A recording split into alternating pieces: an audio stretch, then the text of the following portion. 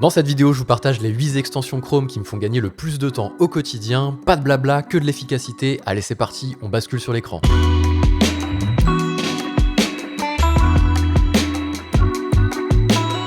La première extension, il s'agit de Notion Web Clipper. Imaginons, vous êtes en train de naviguer sur Internet, vous êtes en train de travailler, vous tombez sur un article hyper intéressant et vous vous dites « Tiens, j'aimerais bien le lire plus tard quand j'aurai un peu plus de temps. » Plutôt que l'épingler en favori ou essayer de vous l'envoyer par email et de vous polluer votre boîte mail pour rien, vous allez pouvoir l'ajouter directement à votre espace Notion pour pouvoir le retrouver plus tard. C'est un petit bouton à cliquer dans la barre d'extension ici. Il va vous récupérer automatiquement le titre de l'article. AirChat, une application de médias sociaux centralisée sur la voix, il va le mettre dans le bon espace de travail le plus couramment utilisé, en tout cas le dernier que vous avez utilisé dans cette extension là. Vous pouvez toutefois le changer ici si vous voulez changer de base de données. Vous avez toutes vos bases de données qui sont ici et vous avez juste à faire Save Page. Alors bien sûr vous pouvez changer l'espace de travail si vous avez plusieurs espaces de travail, vous enregistrez.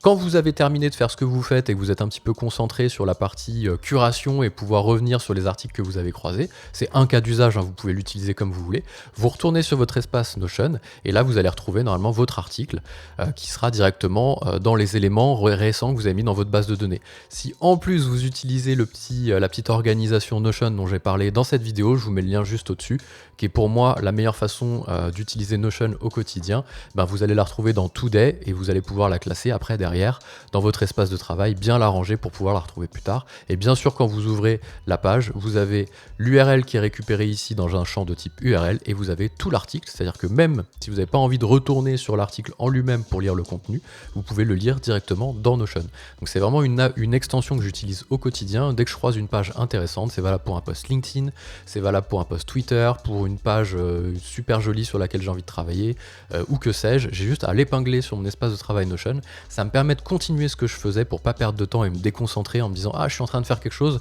ah bah tiens, je vais quand même lire cet article parce qu'il est intéressant » et finalement perdre du temps au quotidien. Je l'épingle, c'est là pour plus tard et je le perds pas et je peux retourner dessus quand je veux. La deuxième extension, il s'agit de Skrill. Skrill, c'est un petit outil qui va vous permettre de copier-coller un screenshot que vous faites pour le rendre le plus joli possible pour pouvoir le partager sur les réseaux.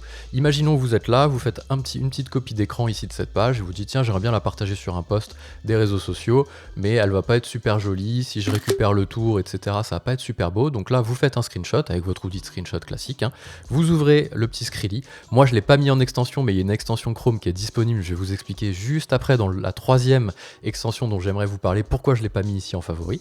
Et là, vous avez juste dans Skrill à copier-coller la petite page que vous avez faite. Il vous récupère automatiquement ici une fenêtre que vous pouvez mettre de type navigateur, de type juste les boutons ou juste la fenêtre en fonction de ce que vous voulez faire. Il vous fait un bel encadré arrondi. Donc là, moi, j'aime bien utiliser celle-ci. Vous choisissez le fond coloré que vous voulez mettre. Il vous propose des couleurs un petit peu prédéfinies. Vous essayez de trouver une couleur qui colle un petit peu avec le thème. Vous pouvez changer la hauteur, la largeur pour pouvoir coller un petit peu au réseau social sur lequel vous voulez partager cette page et là vous faites download. Voilà, tout ça pour vous dire qu'il y a bien une extension qui existe, vous pouvez l'ouvrir ici et la mettre directement en extension Chrome. Je vais vous parler juste après de pourquoi je ne l'ai pas fait. Là vous le téléchargez, ça vous le récupère sur votre navigateur et vous le partagez. La troisième extension qui est un petit peu la suite logique de la seconde dont je voulais vous parler, qui permet de faire des jolis screenshots, et pourquoi j'avais pas mis Skrill la précédente en favori, parce qu'on peut tout simplement utiliser une fonctionnalité native à Arc Browser pour pouvoir faire des jolis screenshots. Là vous ouvrez votre pomme T avec votre barre de recherche dans Arc Browser. Si vous avez mis un autre raccourci, c'est un autre raccourci. Et là, vous faites Capture in Portrait Mode. Donc là, vous avez votre raccourci, si vous vous souvenez de votre raccourci qui permet de faire ça. Moi, j'aime bien utiliser directement la pomme T, la recherche. Vous faites Capture in Portrait Mode. Hop. Automatiquement, ça va vous ouvrir un petit pop-up qui arrive dans Arc Browser. Il vous a détecté automatiquement la bonne couleur à mettre. Vous pouvez toutefois la changer si vous souhaitez la changer avec une plus jolie couleur. Là, on est sur du bleu. Voilà, je vais aller là-dessus. Vous pouvez aussi choisir de mettre votre fond d'écran, si vous préférez votre fond d'écran. Donc là, il vous récupère votre fond d'écran à vous, ou alors vous préférez choisir de mettre la couleur.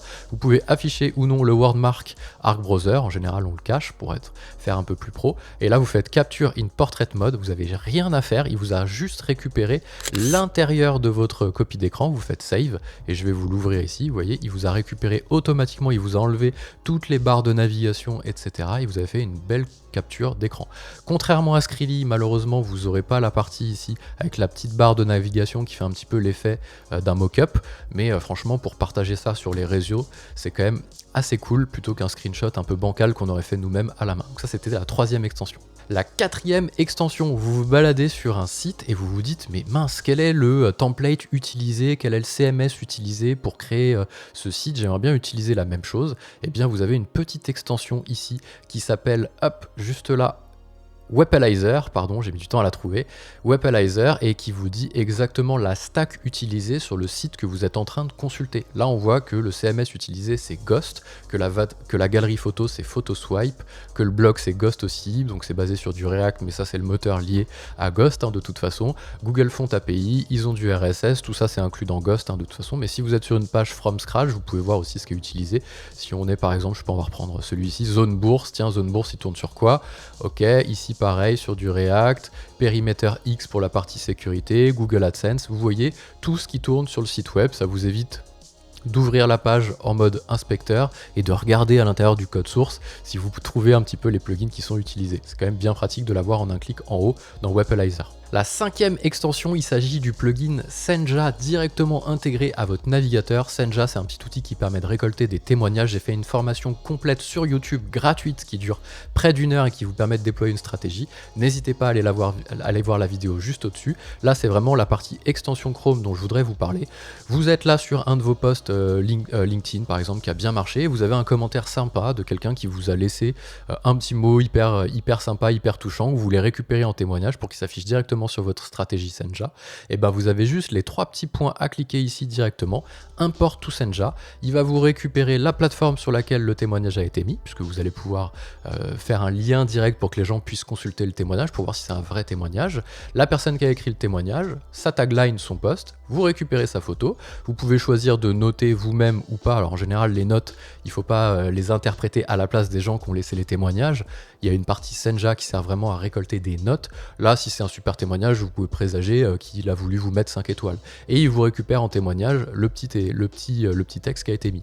Là, c'est pas du tout un témoignage, c'est juste un commentaire LinkedIn lambda, mais vous faites juste importer directement derrière. Vous pouvez ajouter un tag, puisqu'on a une stratégie dans Senja qui permet de cartographier les témoignages pour les afficher différemment sur plusieurs pages, et vous pouvez l'importer directement pour que ça s'affiche derrière dans votre mur de témoignages qui pourrait être sur derrière votre site web. Ici par exemple dans Service, moi j'ai récupéré des petits témoignages qui s'affichent là en petite vignette et des petits témoignages plus bas aussi sous la vidéo qui peuvent dérouler soit automatiquement soit à la main, et donc ça peut être automatiquement récupéré grâce au petit plugin, et n'importe où vous êtes, vous pouvez lancer le petit Senja ici pour voir si à l'intérieur vous pouvez pas récupérer des témoignages intéressants pour les épingler directement à votre stratégie Senja. Le 6e outil que j'utilise au quotidien qui me fait gagner vachement de temps, il s'agit de CSS Piper. Vous êtes sur un site et vous adorez les couleurs, vous adorez les petits designs qui ont été faits, les petites photos, les petits assets, et bien vous allez juste cliquer sur CSS Piper ici, il va vous récupérer automatiquement toutes les informations de design cette fois-ci.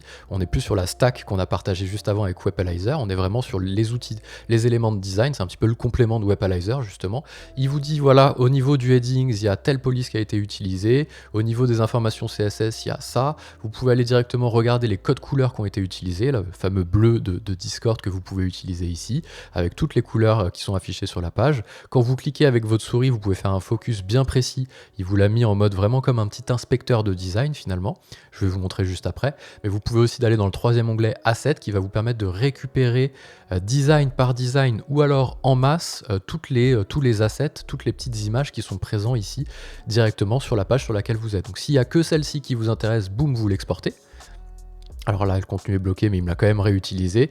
Ça, à mon avis, c'est un autre plugin dont je ne veux pas parler ici, qui a un ad blocker. Mais on en parlera peut-être dans une autre vidéo. Mais ici, hop, vous pouvez soit tout récupérer au niveau des assets, export all, soit récupérer les assets un par un.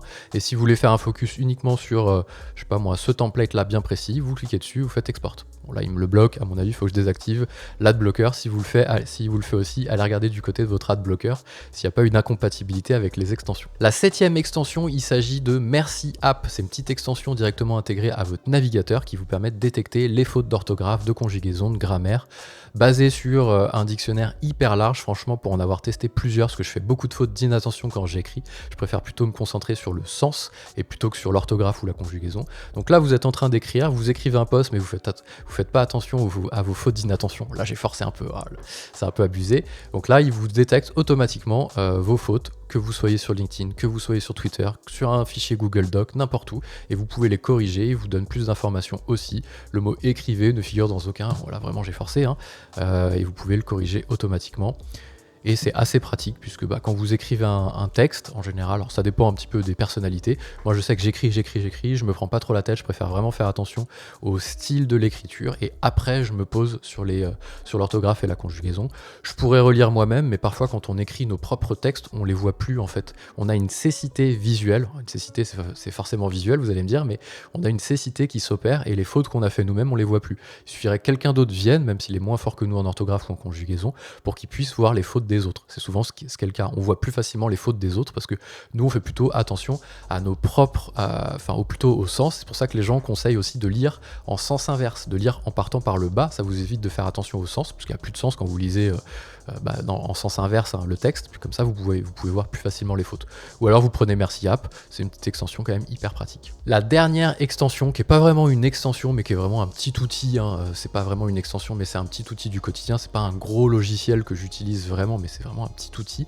Là, c'était le but de la vidéo, c'était de partager les petits tips assez faciles, très digestes à utiliser au quotidien. Il s'agit de Typefully.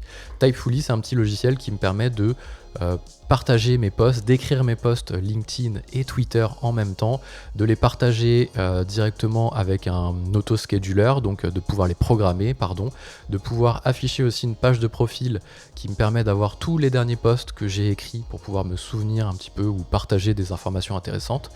C'est cross-platform, donc vous pouvez aller regarder les posts LinkedIn, les posts Twitter, et c'est quand même assez pratique au quotidien, puisque vous avez ici tous vos drafts que vous avez écrits. Là, imaginons que vous êtes sur un draft, vous avez la version Twitter, la version LinkedIn. Moi, j'aime bien utiliser cet outil-là, d'abord en écrivant sur Twitter pour me forcer à faire des choses très concises. Je pourrais faire une vidéo détaillée sur ma stratégie de création de contenu grâce à Typefully, mais plutôt grâce à Twitter. Je fais des posts très concis, comme ça me permet d'être concis dans mes explications et d'avoir des posts très digestes. Donc je peux les mettre ici, je peux les programmer directement, schedule, en allant choisir le prochain créneau qui est le meilleur créneau pour moi, find best time, il va me sortir le meilleur créneau qui est basé sur l'intelligence artificielle. Là on voit que c'est un 20h parce qu'il est vraiment câblé plutôt sur Twitter, mais vous pouvez choisir le créneau aussi à la main, pas de problème. Vous avez tous les posts programmés qui sont là, donc si vous êtes plutôt en mode j'écris tous mes posts de la semaine en avance pour créer du contenu sur les réseaux sociaux, vous pouvez le faire. Vous avez tous les posts que vous avez publiés, avec une vue calendrier normalement. Je sais plus où est ma petite vue calendrier, voilà, ils l'ont changé de place, et comme ça vous pouvez voir un petit peu tous les derniers posts, affichés par tag aussi. Si vous écrivez du contenu sur plusieurs sujets, vous pouvez afficher, voilà, ça c'est un post productivité, être sûr que vous traitez un petit peu tous vos sujets à l'intérieur d'une même semaine, tofu, mofu, bofu. Voilà, ici vous avez bien du tech, vous avez bien ici, ça c'est du tech en violet, ça du gris, j'ai pas mis de tag, c'est d'un côté on a peur que l'IA nous remplace, donc ça c'est de la tech aussi, voilà. J'ai fait une semaine assez tech, parce que j'avais une actu tech à partager, et donc là j'ai vraiment la représentation de ma semaine avec les couleurs qui s'affichent. J'espère que ces petites extensions vous ont plu. Si vous en avez d'autres que vous utilisez un peu secrètes, n'hésitez pas à les partager directement en commentaire de la vidéo. Si elle vous a plu, n'hésitez pas à mettre un petit like, et si ce genre de sujet vous plaît, abonnez-vous à la chaîne, je partage le meilleur de la tech pour les entreprises. À très vite.